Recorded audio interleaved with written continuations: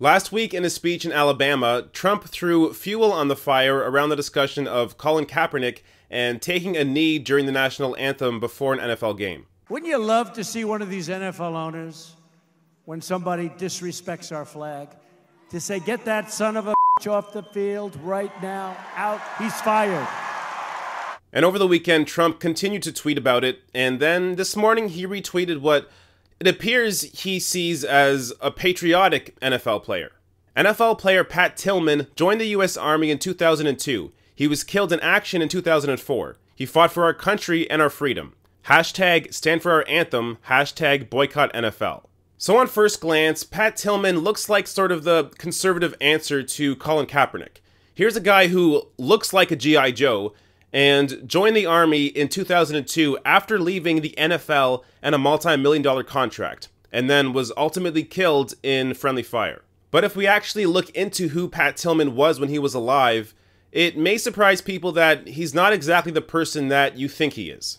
This article from SFGate from 2005 discusses the odd events that led to his death, but also discusses a little bit about Pat Tillman, the person. He earned a bachelor's degree in marketing from Arizona State and graduated summa cum laude in 3.5 years with a 3.84 grade point average. Ever the student, Tillman not only memorized the playbook by the time he reported for the Cardinals rookie camp, but pointed out errors in it. He then worked on a master's degree in history while playing professional football. Okay, so for a lot of people that play pro sports, it's often the one thing they're passionate about. But for Pat Tillman, who was clearly a brilliant guy, he could have done a number of other things. And this next bit will really help you understand how loyal and principled he was. His 224 tackles in a single season are a team record, and because of team loyalty, he rejected a 5-year, $9 million offer from the St. Louis Rams for a 1-year, $512,000 contract to stay with Arizona the next year. Moved in part by the September 11, 2001 terrorist attacks, Tillman decided to give up his career, saying he wanted to fight Al-Qaeda and help find Osama bin Laden. He spurned the Cardinals' offer of a 3-year, $3.6 million contract extension and joined the Army in June 2002, along with his brother Kevin, who was playing minor league baseball for the Cleveland Indians organization. Okay, so here was a guy who turned down a $9 million contract in order to stay with the same team and make less money. And then later on, he turned down another multi-million-dollar contract in order to join the Army in 2002. Now compare that with Donald Trump, who is a 5-time draft dodger. So it's already clear that Pat Tillman has stronger character than Donald Trump. But what were Tillman's beliefs?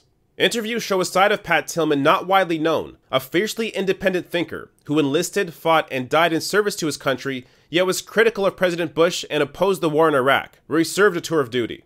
He was an avid reader whose interests ranged from history books on World War II and Winston Churchill to works of leftist Noam Chomsky, a favorite author. Mary Tillman said a friend of Pat's even arranged a private meeting with Chomsky, the anti-war author, to take place after his return from Afghanistan, a meeting prevented by his death. Okay, so one of Pat Tillman's favorite authors, who he was planning to meet with after he came back from the war, was Noam Chomsky, a libertarian socialist who's been consistently anti-war and anti-authoritarian throughout his life.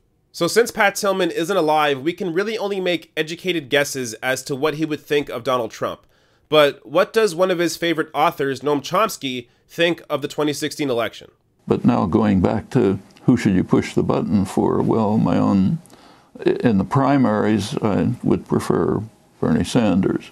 If Clinton is nominated and it comes to a choice between Clinton and Trump in a swing state, a state where it's going to matter which way you vote, I would vote against Trump.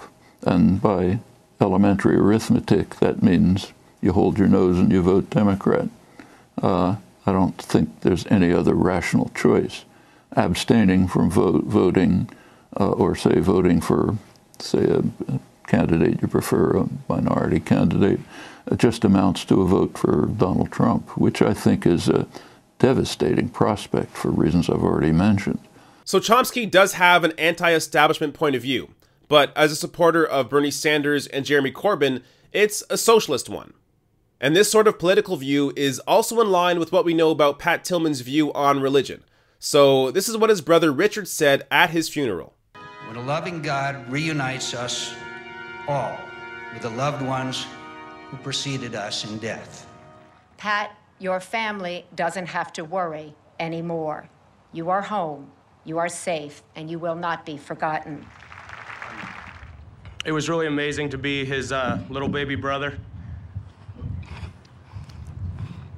Yeah, I'm not just gonna sit up here and break down on you, but thanks for coming. Pat's a fucking champion, and always will be.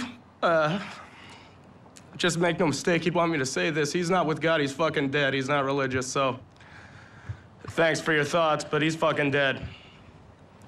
So Pat Tillman was an atheist, he was critical of George Bush, he was anti-war, and one of his favorite authors was Noam Chomsky. Now, if you put these qualities into any other person, you would say they likely lean on the left side of the political spectrum. So, no, Pat Tillman is not the conservative answer to Colin Kaepernick. If anything, if he were alive today, he would likely be more critical of Donald Trump than Colin Kaepernick is.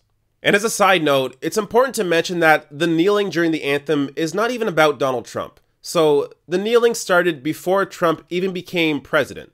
It's actually about protesting systemic racism in America. So to even bring Pat Tillman into this doesn't really make a whole lot of sense. But if you're going to do it, understand who Pat Tillman was as an individual. In all likelihood, he would have despised Donald Trump.